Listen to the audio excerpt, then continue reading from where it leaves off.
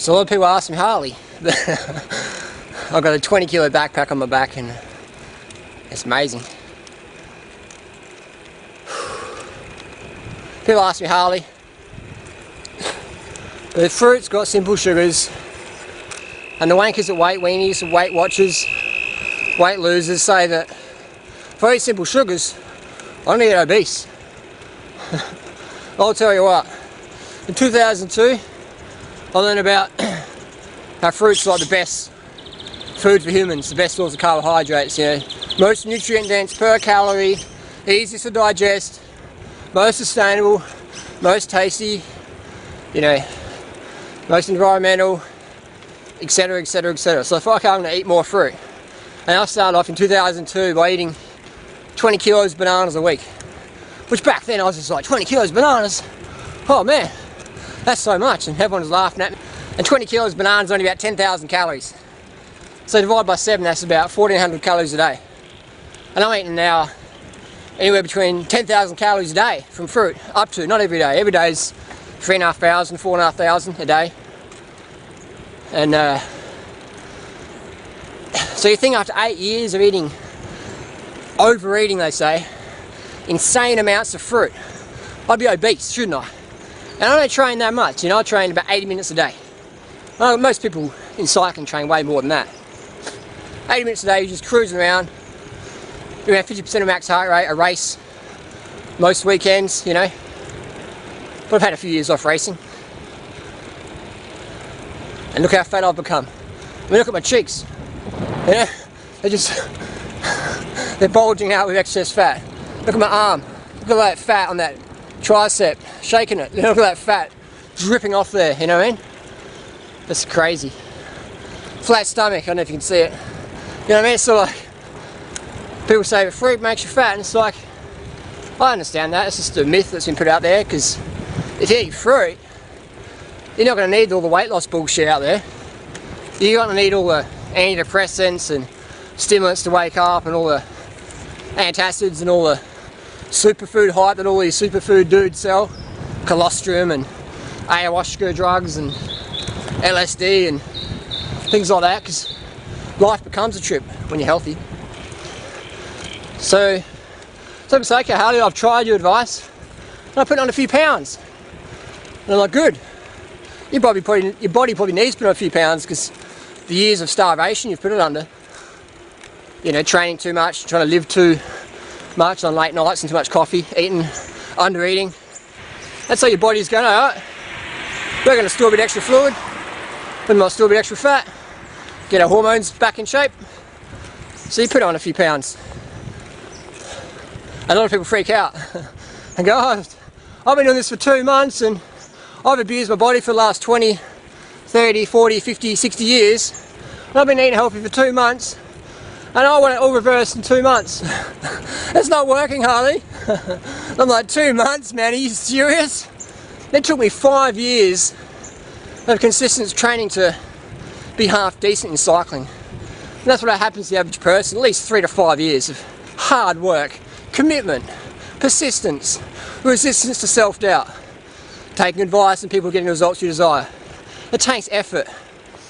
So 2 months is great, it's a great start. I'm not putting that down. 2 years is a great start.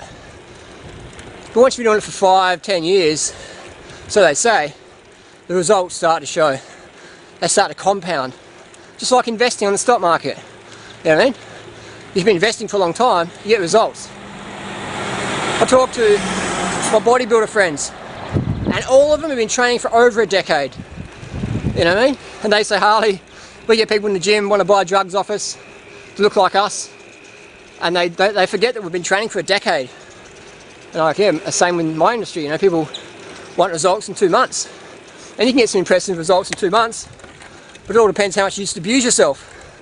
So if you've gone from an 8-pack, from overtraining, under-sleeping, under-eating, under-drinking, to just a flat stomach, and you're freaking out, get a life. You know, I mean, shift your priorities, seriously though.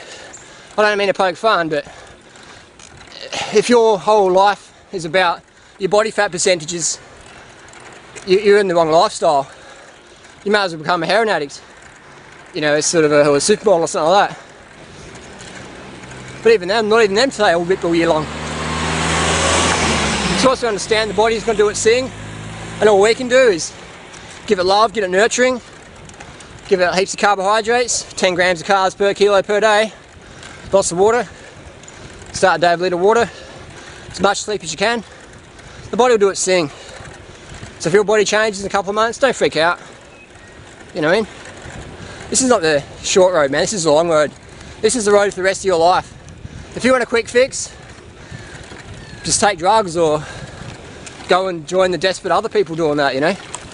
But if you're into hardcore results with hardcore effort, smart effort, not stupid hardcore, smart hardcore, then this is the right life for you, you know?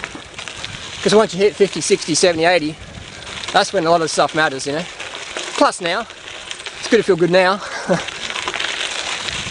Does that make sense?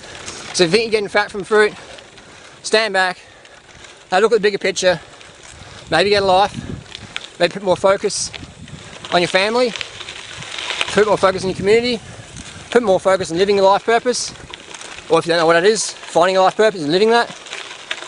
Yes, and thinking you can't do this because you're not 3% body fat, that's very limited thinking, and that's just crazy.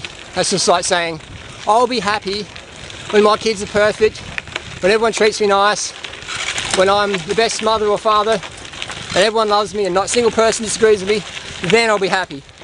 I'll tell you what, never going to happen. Be happy now. Doesn't matter what body fat percentage you eat, you are. Doesn't matter what you eat. Just be happy now. And let your happiness make you want to make happier choices, better choices. Alright, enough of me ranting. So does that make sense? Be patient, man. Like these trees behind me, this farmer's just converted to organic, right? Just this year. And he's going to have some really, really low seasons, the other farmers tell him. And that's expected, you know what I mean? These trees are used to heaps of chemicals and stuff like that. So what, he's going to give up in the first year and go, oh my god, this hasn't happened? No. It's going to take him at least a few years for his plants, his trees to get healthy again and start producing really good quality tasty fruit. In the meantime, he's going to have to deal with some lows. So use this as an analogy, you know, pretend you're a fruit farmer. If you go organic, man, if you go healthy, if you go fruit, you might have some ups and downs at the start, but slowly the ups and downs become more ups, you know what I mean? So be patient and just learn about basic human physiology. Learn that you can't be ripped all year round. Learn that there's a 10-15% up and down. And if you've really thrashed yourself in your past lifestyle habits, you're going to have to pay, man. You're going to be paying now. And it's not going to be the fruits problem. It's not going to be bananas or dates or whatever. You know, you're going to be paying for your past lifestyle abuses. And hey, a few pounds, man, who cares? You know, you've got a body, you're alive. You can choose to eat healthy. That's the most important thing. Yeah, the mirror doesn't mean shit, man. The mirror does not mean shit. You know, a few seconds or a few minutes running or cycling or a few kilos lifting, or it doesn't mean anything in the bigger picture, man. What matters is your happiness. You know, how good a person you are to your family, yourself, those around you. That's what really matters. You know, so put the focus on that, and all of a sudden your body will take care of itself, and you'll be fit and healthy, lean and strong. That's what it's about. Fit, healthy, lean, strong, happy, sane. Get it? Do it. So does that make sense? Makes sense. What we find, what I've seen all the time, is athletes that have a break actually come back stronger, smarter, and have more fun than ever before, versus athletes that keep pushing and pushing till they just snap, and most of them just go, oh, what's the point? I'll just sit around and get fat, and who cares about anything? You know, just tried so hard, didn't work. It's like trying to drive your car at 200 kilometers an hour with no hands and just trying to meditate around the city. And when you have a crash, you go, oh, I tried real hard and I was all spiritual and disciplined, didn't work. None of this really matters. Yeah, it's about being smart, not about being silly. So have the breaks, take as much time as you need off, set new goals, realistic goals, and work towards them eventually. And understand that you can't push your body harder than it wants to be pushed. You can't take drugs and expect to perform better long term. You'll perform better short term, but what drugs give you, they will take away from you in the long term. Just look at the top athletes that, you know, abuse themselves, and look at what they're happening to now. You look at the football players, some of the cyclists who are dead, swimmers, runners, soccer players, abuse their bodies, did the drugs, starved themselves, thrashed themselves, live for the moment, which is good. I mean, live for the moment, but sensibly for the moment, you know what I mean? A bit of sanity. And being carved up helps you decide what's sane and what's insane. So does that make sense? Nourish yourself above all, be good to yourself, have more fun that way, and you'll often set personal bests like you've never fought. Not just personal bests in sport, but personal bests in life, personal bests in relationships, personal bests in fun, drug-free fun, and I can assure you that is how it works.